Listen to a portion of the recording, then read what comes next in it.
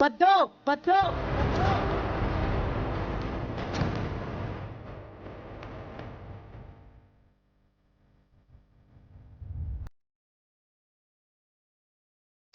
ఏ పద్దు ఏమ్మే ఆడ తాతయ్య పిలుస్తుండాడని అబద్ధం చెప్పిపోయింది ఈ వెంకిగాడి ఇంటికేనా?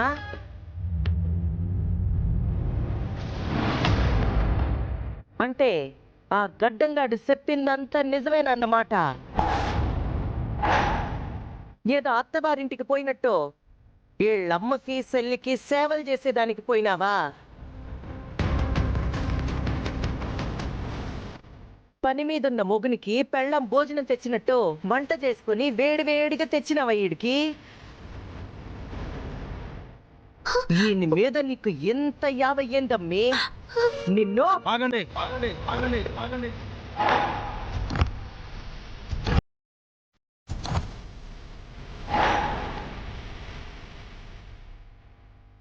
మీకు అసలు మానవత్వం అనేది లేదా?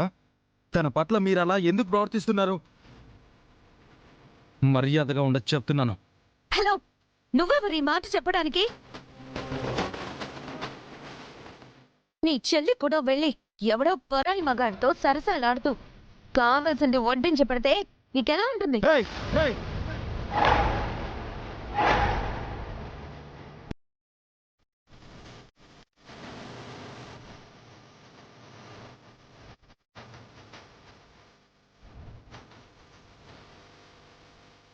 నీ నోరు అదుపు తప్పితే నా చెయ్యి అదుపు తప్పుతుంది. మాట మాట జారకూడదని నీకు ఇప్పటికే చాలాసార్లు చెప్పాను.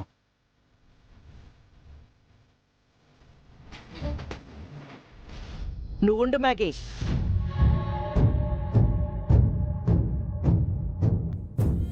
ఏందబ్బి పనప్పగిస్తే ఆ పని మానేసి దీంతో ఏందా సరసాలు?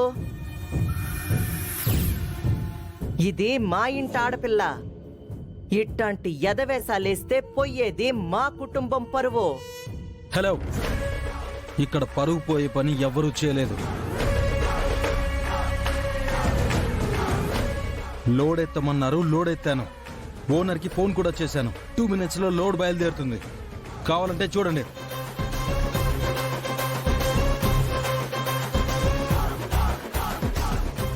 నేను పని పూర్తి చేసుకుని ఇంటికి వెళ్తుంటే పద్దు గారు క్యారేజ్ తీసుకుని వచ్చారు. వద్దు అని చెప్పాను, కానీ తను బలవంతం చేస్తే తినాల్సి వచ్చింది. దీంట్లో పరుగు పోయేంత తప్పు ఏముంది?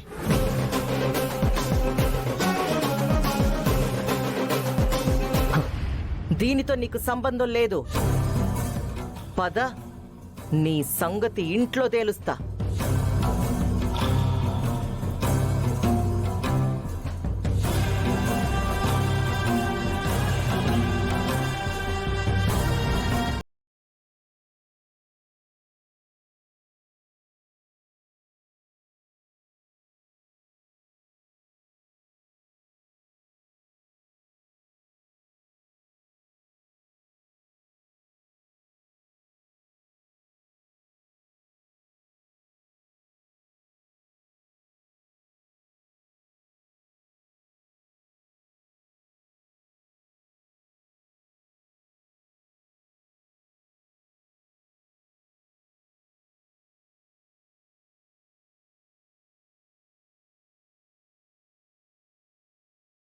సరే నాన్న.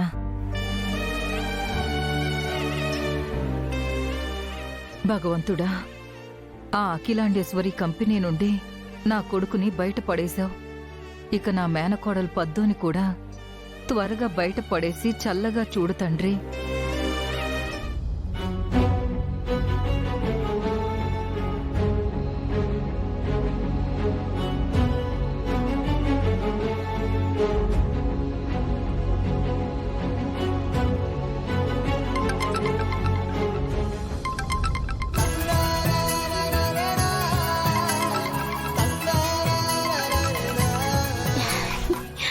హలో వెంకి గారు. పద్దు గారు, ఏంటి ఇంట్లో అంతా ఓకేనా? ఓకేనా అంటే? ఓకేనా అంటే ఈరోజు మీరు మా కోసం చేసిన సాయానికి ఏదో ఒక రియాక్షన్ మీ ఇంట్లో ఉంటుంది కదా.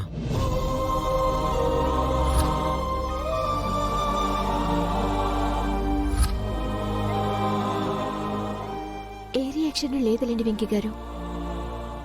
అంతా నార్మల్గానే ఉంది. అవునా? వాళ్ళు ఈ మధ్య మనుషుల్లా కూడా బిహేవ్ చేస్తున్నారా?